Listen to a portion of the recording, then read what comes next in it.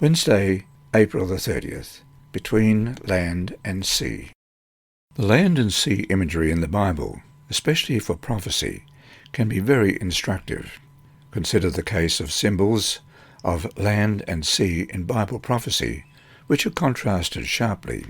And I quote, "Symbolically, when earth and sea are juxtaposed, earth often represents the ordered world, or even the land of Israel, while sea refers to the Gentile nations that menace it as the sea menaces the land."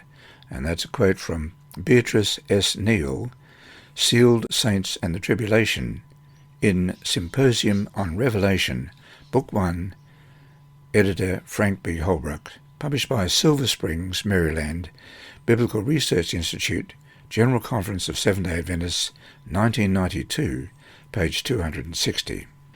In this thinking, land is a place of stability, established on the government of God. Sea represents the unstable turmoil of nations established on human pride. With the idea expressed above as the background, read Revelation 12, 15 and 16, and Revelation 13, verses 1 and 11.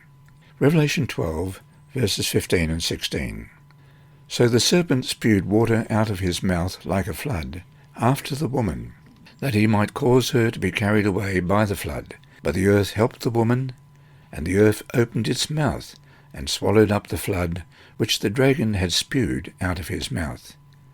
And Revelation 13, verses 1 and 11. "Then I stood on the sand of the sea, and I saw a beast rising up out of the sea, having 7 heads and 10 horns, and on his horns 10 crowns, and on his heads a blasphemous name.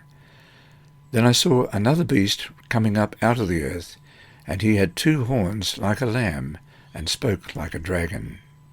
Notice the juxtaposition between water and earth. How are they used, and what can they teach us about how to understand prophecy? Notice that the dragon uses water to persecute the woman, the church. As we have seen, in prophecy, water often symbolizes worldly governments and the turmoil and chaos that often attends them.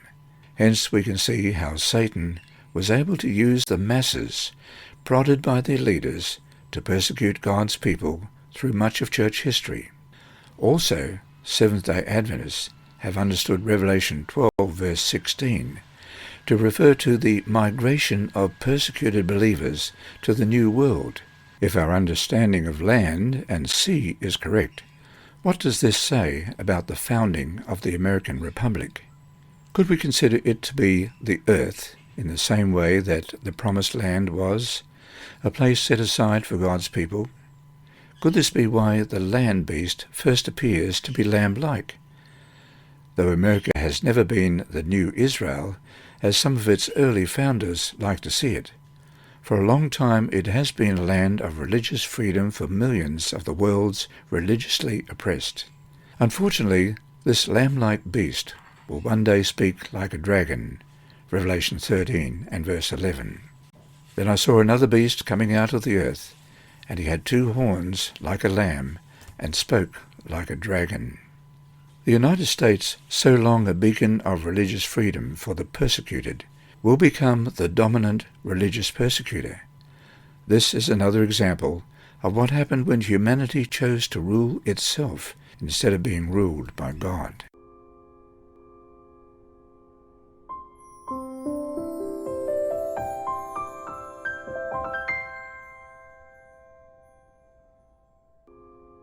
Wednesday, April 30. Between land and sea. "But the beast with lamb-like horns was seen coming up out of the earth.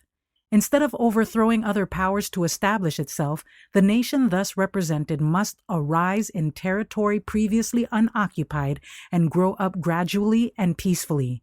It could not then arise among the crowded and struggling nationalities of the old world, that turbulent sea of peoples and multitudes and nations and tongues.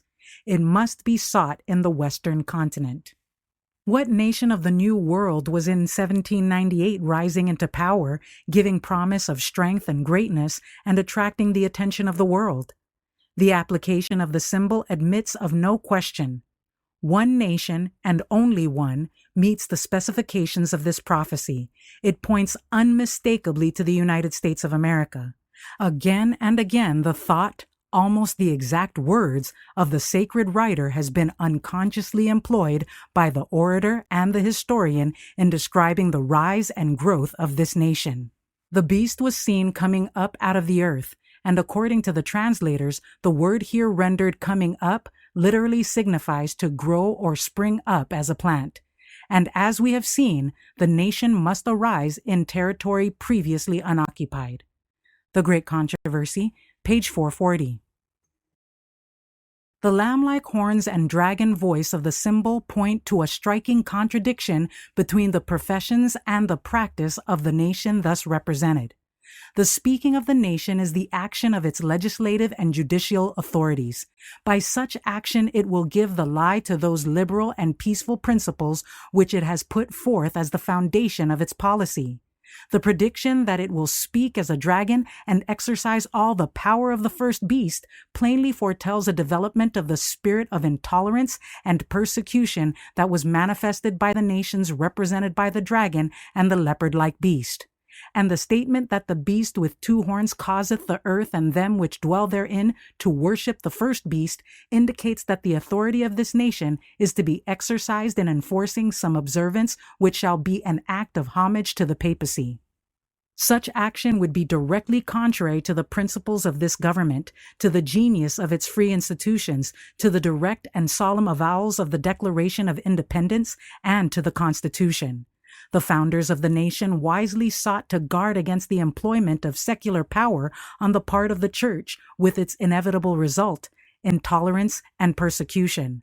The Constitution provides that Congress shall make no law respecting an establishment of religion or prohibiting the free exercise thereof, and that no religious test shall ever be required as a qualification to any office or public trust under the United States.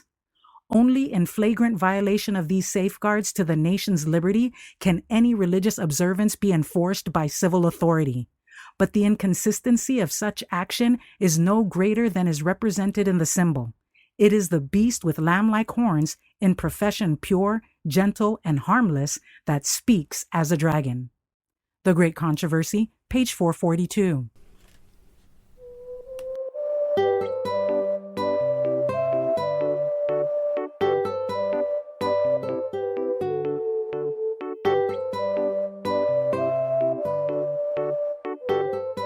And remember, God is always faithful.